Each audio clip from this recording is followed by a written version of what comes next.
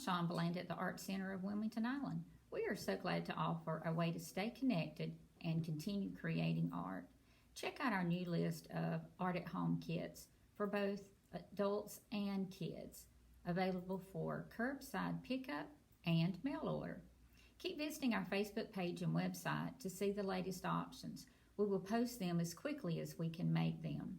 Each kit includes everything you need to complete a beautiful painting at home. Now that you have your supplies, it's time to watch the step-by-step tutorial. Today our subject is a fairy, and we're going to start with our background by using a sponge that you have in your kit today. We're going to use this sponge to begin our background space with a variety of colors. We're going to place it and stamp it so that we create a very interesting background for the fairy. I'm going to start by dipping it in water and then just squeegeeing it out. I'm going to begin by just dipping it in water and just squeezing it out just a little bit so it's not too much water on it, but it's damp and very pliable. It's moist and it's easy to touch and to bend. Then I'm going to go pick up yellow first. I'm going to move it over to the center of my palette and just roll it around in the paint so that it can have a good bit of paint on it. And then I'm going to carry it over to the canvas and I'm just going to stamp the paint right into the space. And you can see you can hold it down for just a minute and put more paint wherever you want it to go. And then once I get yellow put in a variety of places all the way around the canvas, you can do as much of the yellow as you want. I'll change colors, and then you can always go back and put more yellow. But you can see just dipping it one time in the paint will allow it to have a good bit of coverage throughout the whole background space. Now I'm going to add a little white into the yellow and change it up just a little bit and make some of the yellow a little bit lighter. And I'm going to repeat, do the same thing in the background. Now I'm going to add a little bit of the color that's called yellow ochre, and it's the yellow with a little bit of brown in it, so it's the golden color. Just going to add a little bit of that, and then I'm going to continue the same process. And you can see how that changes it, going into a deeper, darker color. And I'm going to continue doing that. And then I'm going to change over and I'm going to add some orange. I'm just putting a dot of orange in. Each one of the colors I'm just putting a little bit on until I see how much I want. That way you don't put too much of a color on there. You can just try it and see if you like the color and see how it works in the space that you're adding it to. But see how nice the orange looks in there. So I'm just adding a little bit of orange. And I'm going to do that for a few more places until I like the amount that I have in there.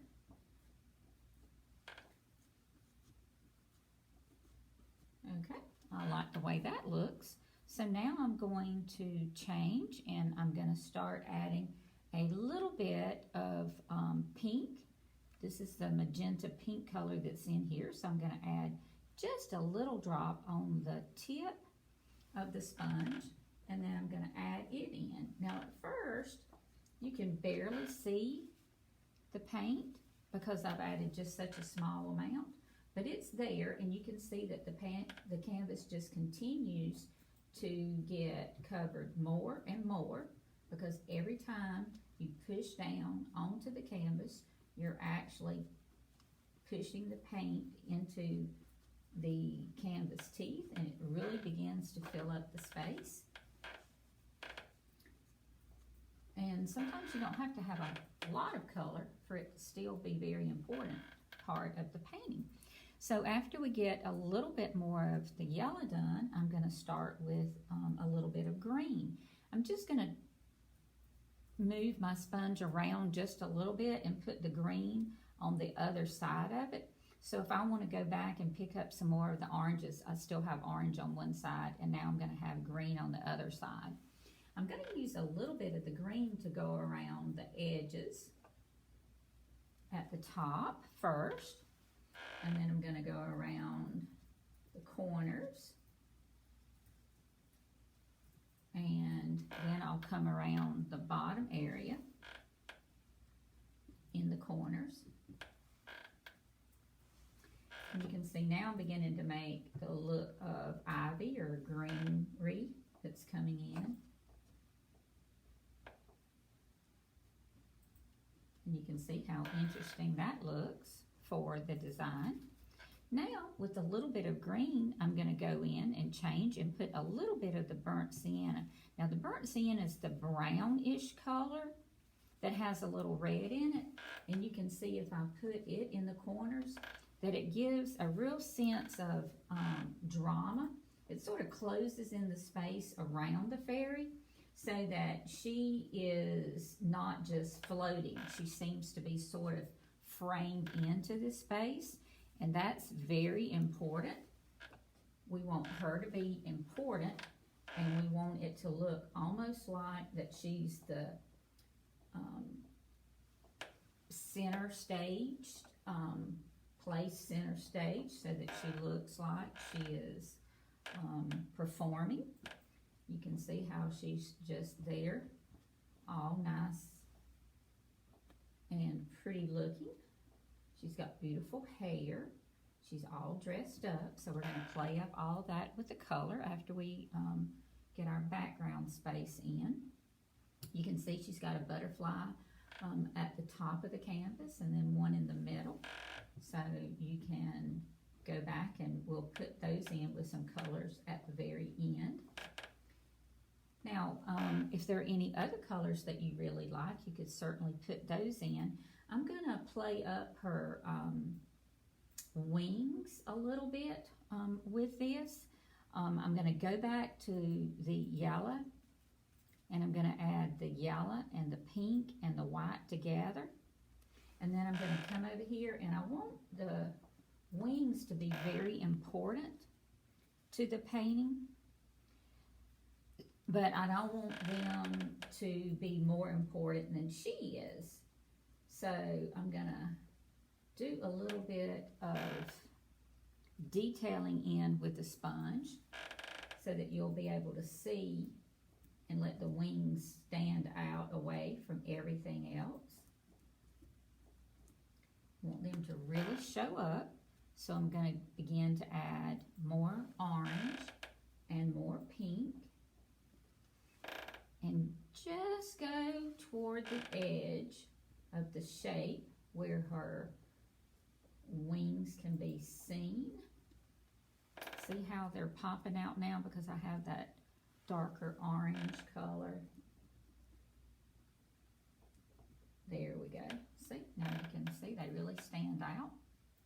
Okay, I want to put a little bit more green around here to make it look like that she is staged in that area. So to do that, I'm just taking the darker green, and now I'm going to make it look as if she had this ivy coming down on both sides of her and around the edges a little bit more, just by adding a few more sprays of color. And then I think we'll have it. So that's what our background space will be created with today, our sponge. When you get through with it, if you will just put it in the water and then make sure that you rinse it out so that you can come back and use it again. We don't want the paint to dry up in the sponge. We want to be able to use it, so just wash it out good a few times. And then you'll be ready to pick up your brush and we'll go to the next part of the painting. The next part of the painting, we're going to use our brush and we're going to go in and we're going to paint our butterfly. So you can pick a fun color that you want for that. I'm using this brush and turning it sideways so that I can make the shape of the butterfly's wings. I picked up some pink first, and then I added a little orange to it, and you can see how easy it is just to lay the brush on its side and pretty much get the width of the wing and lay that in. I'm going to go up and do the same thing to the one at the top. I'm going to choose the yellow ochre and the yellow, and I'm going to come in and lay that color down. And I'm just using the tip of the brush to go in and create the edge. You can see I go right up to the black line that's drawn for the butterfly and just fill that in. And then you can see the detail of the butterfly without very much work at all. You just fill in the space. And after you get the yellow and the yellow ochre in, you can rinse your brush off in the water and then dry it off with your paper towel. And then you can pick up the black paint and you can go in and create a design or a pattern. And you can see I'm just using the line of the brush to go in and create a little bit of an edge going right around the butterfly. And that black really gives it the detail that it needs to be able to see the butterfly over in the corner. So once that's done, I'm going to put the center of the butterfly right in the middle and maybe add a little bit more black for the edge. And there you go. Now we have a butterfly. Now you can wash your brush and we'll move on to the fairy. I wash the brush first and then I dry it. Now I'm going to come in and I'm going to make her face. I'm going to make a pink color on the peachy side. I'm going to mix white with the pink and just a little bit of the yellow. You can put as much as you want till you get the fleshy color that you like for her face.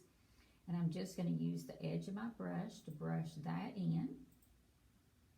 And you can see we'll give her a little blush on that side so that she really shows up against the background space. You really won't be able to see her very much until you put that brown hair